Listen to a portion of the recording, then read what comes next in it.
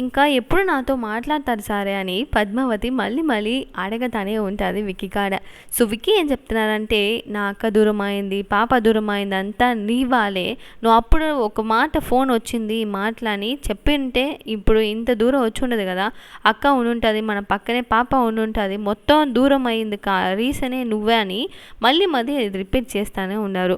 అయినా మనకే అడిగేదానికి మాటలు వినేదానికి కోపం వస్తున్నది. అప్పటికి కొంచెం ఏదో సెల్ఫిష్గా ఆలోచన వచ్చింది పద్మావతికి, కరెక్టే. అయినా ఇంత దూరమా అమ్మో అని ఉండదు.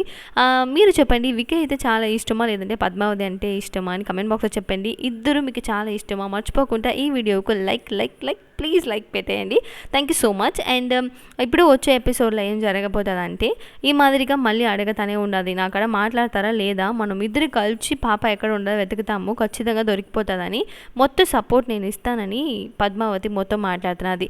సో విజయ్కి కూడా సరే ఓకే, నువ్వు ఇంకా అది ఓకే, నువ్వు ఏదో చెప్తున్నావు నేను వింటున్నాను, అయినా నాకు ఉండే కోపంలో నేను ఏం చేస్తానని కూడా తెలియదు, ఇంకా నాకు ఉండే కోపం వస్తానే ఉండదు, నువ్వు అంత పని చేసేసినావు పద్మావతి అని విక్కీ చెప్తున్నారు.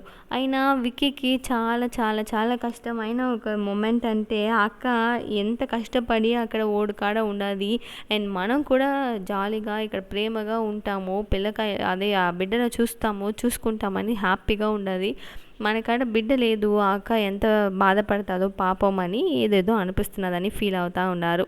అప్పుడు కరెక్ట్గా పద్మావతి గురించి ఎవరైనా ఏమన్నా చెప్తే నాకు అప్పుడు అంతా కోపం వచ్చేది, అయినా ఇప్పుడు నువ్వు చేసిన పని అంతా నాకు ఇన్నే తర్వాత నేను ఏం చెప్తానో ఏం చేస్తానని నాకే కోపం వస్తున్నది, నువ్వు అంత పని చేసిన తర్వాత నేను నీ కాడ నార్మల్గా ఉంటాను, నార్మల్గా మాట్లాడతాను అనుకుంటున్నావో నాకు అర్థమే కాలేదు పద్మావతి అని మళ్ళీ మళ్ళీ విక్కీ చెప్తా ఉన్నారు. సరే నేను ఇప్పుడు ఏం చేస్తే మీకు కోపం తగ్గిపోతుందో అది మాత్రం చెప్పండి, నేను అదైనా చేస్తాను అనేటప్పుడు, ఇప్పుడు బిడ్డ ఎక్కడ ఉండదో ఎతకాలి, బిడ్డ దొరికిందంటే అప్పుడు కొంచెం ప్రాబ్లం నాకు తగ్గిస్తుంది, అది మాత్రం ఇప్పటికీ నాకు చాలు, నీ వాళ్ళ ఏదన్నా అయిందంటే నాకు హెల్ప్ చేయాలనుకుంటే ఇది మాత్రం చెయ్యి, ఇప్పుడు పోయి ఏడ బిడ్డ ఉండదో అది ఎతకాలి, ఫస్ట్ అక్కడ అనాథాశ్రమంలో ఎక్కడో బిడ్డ ఇచ్చినా అని చెప్పినారు కదా, ఆడికి పోయి మళ్ళీ మళ్ళీ మనం అడగతాము, మనం హెల్ప్ తీసుకుంటాము, అక్కడ చెప్తాము రా అని మళ్ళీ పిలుస్తున్నారు. సార్ ఆయన ఫోన్ చేస్తాను, నేను ఖచ్చితంగా హెల్ప్ చేస్తాను అన్నారు కదా సార్, మనం ఇప్పుడు పోయి మళ్ళీ నువ్వు వస్తావా, ఇస్తారా బిడ్డని అని పోయి అడిగితే వాళ్ళు కూడా ఒక ఇబ్బందిగా ఉంటుంది, కొంచెం వెయిట్ చేస్తాం సార్ అంటున్నది.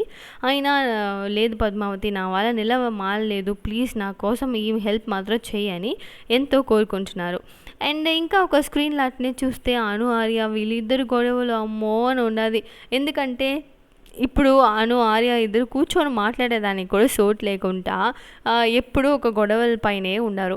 అప్పుడు చెప్తున్నది, ఏ ఆర్య మీరు ఎప్పుడన్నా నేను ఎప్పుడన్నా ఈ మాదిరిగా ఉంటున్నానా, ఎప్పుడు అందరి పైన ఎంత ప్రేమగా ఉంటాను, ఇప్పుడు అందరు ఎవరు చూసినా కూడా నాకు కోపమే వస్తున్నది, ఎందుకంటే ఈ బిడ్డ అయితే నాకు చాలా చాలా ఇంపార్టెంట్ అండ్ నాకు చాలా ఇష్టం కూడా, మీరు ఎవరు ఈ బిడ్డ గురించి పట్టించుకొనే లేదు, పిలిపించుకునేది కూడా మీకు నచ్చలేదా అమ్మ అని ఏదేదో అడుగుతున్నది.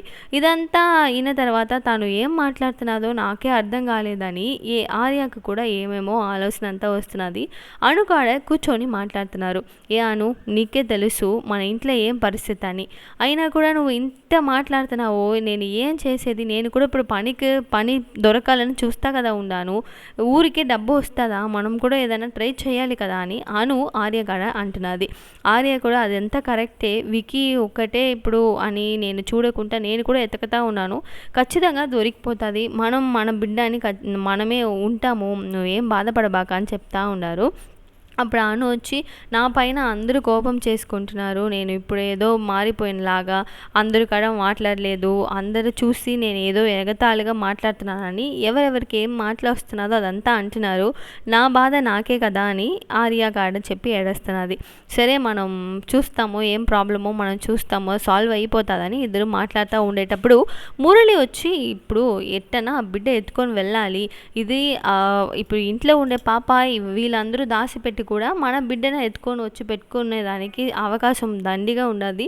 తొడుకొని పోయి అరవింద కాడ చూపించి ఇది నీ బిడ్డే, ఇది నేను చంపేస్తాను అని ఏదో ఒకటి చెప్పినామంటే ఖచ్చితంగా వర్కౌట్ అవుతుందని ప్లాన్ చేస్తున్నారు. ఇప్పుడు బిడ్డ గురించి ఎత్తుకుతున్నారు కదా, అప్పుడు అరవింద మళ్ళీ ఫోన్ చేసి విక్కీ నువ్వు ఏం చేస్తున్నావాడ, బిడ్డ ఎత్తుకొని వచ్చి ఇక్కడ అమ్మ తొడుకొని వచ్చి నేను చంపేస్తాను, సంతకం పెట్టని మురళి నన్ను చంపుతున్నాడు, మీరు ఏం చేస్తున్నారో, అన్ని మంది ఉండాలి కదా ఇంట్లో, బిడ్డ ఎత్తుకొని వచ్చే లోపల మీరు ఏం చేస్తున్నారని అనేటప్పుడే ఇక్కడ ఇంట్లో చూస్తే అను అరుస్తున్నది. లేదు ఇక్కడ పాప ఉండింది, పాప ఎక్కడనే తెలియదు, పాప కనిపించలేదు, ఇక్కడే పనుకొని ఉండింది, నిద్రపోతా ఉండింది, నేను చూసినానే, ఇప్పుడు కనపడలేదే అని అను ఒకసారి అరుస్తూ ఉన్నది. ఇది అయిన తర్వాత ఆర్య కూడా పోయి చూస్తున్నారు. అప్పుడు బిడ్డ ఎక్కడ అని చూసినామంటే బిడ్డ లేదు. ఎందుకంటే ఫస్ట్ ఒక అటెంప్ట్లో మురళికి ఫెయిలియర్ అయిపోతున్నది, బిడ్డ ఎత్తుకొని పోవాలని నేను చూసేటప్పుడు విక్రమ్ వచ్చి చూసేసినాడు. చూసి నువ్వు ఎందుకు ఇక్కడ ఏం పని చేస్తావు, మా ఇంట్లో మీకేం పనినా ఒక పెద్ద ప్రాబ్లమే ఆడ జరుగుతున్నది. ఆ టైంలో మళ్ళీ ఎవరో ఒకరు పిలుచుకొని వచ్చి నువ్వు ఈ పని చేసేయాలి, నువ్వు ఎట్టన్నా బిడ్డ ఎత్తుకొని వచ్చినావంటే నేను లక్షలేమి కోట్లు కూడా ఇస్తానని డబ్బంతా ఇచ్చిన తర్వాత ఎవరో ఒక దొంగోడు వచ్చి చిన్న పాపనే ఎత్తుకొని వచ్చేస్తున్నారు.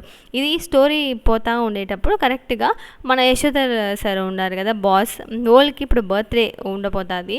సో సుగుణ ఏమేం కావాలో మొత్తం ఏర్పాటు బ్రహ్మాండంగా చేస్తున్నది. ఆ ఏర్పాట్లు అంతా చూసి మొత్తం మంది మర్చిపోవాలి. సో ఇప్పుడు నువ్వు ప్రేమిస్తున్నావు కదా ఒక అమ్మాయి, ఆ పిల్ల ప్రేమలో పడిపోయిన తర్వాత నీకు వచ్చిన ఫస్ట్ పుట్టినరోజు ఇది, అందువల్ల అది బ్రహ్మాండంగా జరగాలి, నేను ఖచ్చితంగా నీకోసం ఏమన్నా చేస్తానరా అని మాట్లాడుతూ హ్యాపీగా ఉన్నది.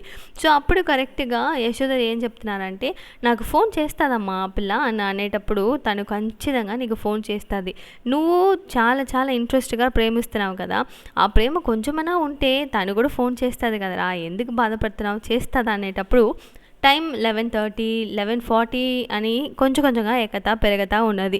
చూసిన తర్వాత హార్ట్ బీట్ కూడా ఎక్కిపోతున్నది. అప్పుడు అయ్యో మనకి ఇప్పటికీ హెల్ప్ కావాలి, అందువల్ల మనం విక్కీ కాడ హెల్ప్ అడగతామని విక్కీకి ఫోన్ చేస్తున్నారు. విక్కీ సార్ ఏ టైంలో ఫోన్ చేస్తున్నారే, ఏమైంది, ఏమన్నా ప్రాబ్లమా, హెల్ప్ ఏమన్నా కావాలా అనేటప్పుడు లేదు ఈ మాదిరిగా ఒక మ్యాటర్ చెప్పాలి నీతో అనేటప్పుడు చెప్పండి సార్, ఏమన్నా చెప్పండి నేను హెల్ప్ చేస్తాను అని విక్కీ ఒక మాట అనేటప్పుడు ఈ మాదిరిగా రేపు నాకు పుట్టినరోజు, నా బర్త్డేకి ఆ పిల్ల నాకు ఫోన్ చేస్తుందా లేదా అని ఏదేదో అడుగుతున్నారు. అప్పుడు కరెక్ట్గా అదంతా లేదు, ఖచ్చితంగా మీకు ఫోన్ చేస్తుంది, హెల్ప్ చేస్తుంది అనేటప్పుడు నాకు కొంచెం డౌటే, నాకు చాలా చాలా కష్టంగా ఉన్నది, హెల్ప్ చేస్తే నాకు కొంచెం బాధ అంతా తీరిపోతుంది, ఫోన్ చేసేదానికి ఏదైనా అవకాశం ఉండదా లేదా అని మళ్ళీ అడుగుతూ ఉన్నారు. అది సార్ నేను చెప్తున్నాను కదా సార్, ఖచ్చితంగా మీకు హెల్ప్ అవుతుంది, ఫోన్ చేస్తుంది, మీరు చూడండి అని చెప్పేటప్పుడు నేను కూడా ఎదురు చూస్తున్నాను, ఫోన్ వస్తుందో ఏమో అని చాలా చాలా టెన్షన్గా ఉన్నది. సో ఇప్పటికీ నాకు పద్మావతి మాట్లాడితే మాత్రం చాలని ఎంతో హ్యాపీగా యశోధర్ ఉన్నారు. అయినా పద్మావతి ఫోన్ చేసేదానికి ఛాన్స్ అక్కడ కొంచెం పాయింట్ కూడా లేదు, ఎందుకంటే నంబర్ ఉండదు కానీ బర్త్డే అని తెలుస్తుందో తెలియదు. అయినా నేనేమనుకుంటున్నానంటే బర్త్డేకి విష్ చేసేదానికి అవకాశం లేదు పద్మావతి అనుకుంటున్నాను, ఎందుకంటే ఆఫీస్కి ఒక పెద్ద గ్రాండ్గా ఆఫీస్ సెలబ్రేట్ చేస్తామని సర్ప్రైజ్గా ఆఫీస్లో బలూన్స్ అండ్ కేక్ మొత్తం ఆర్డర్ పెట్టి సార్ కోసం మనం సూపర్గా సర్ప్రైజ్ ఇవ్వాలని మొత్తం ప్లాన్ అక్కడ చేస్తుందో ఏమో అనుకుంటున్నాను. వెయిట్ చేసి చూస్తాం ఏం జరగబోతుందో. అండ్ మీరు చెప్పండి యశోధర్ బర్త్డే ఎట్ట ఉంటుందని మర్చిపోకుండా కమెంట్ బాక్స్లో చెప్పండి. Thank you so much for watching this video. Bye.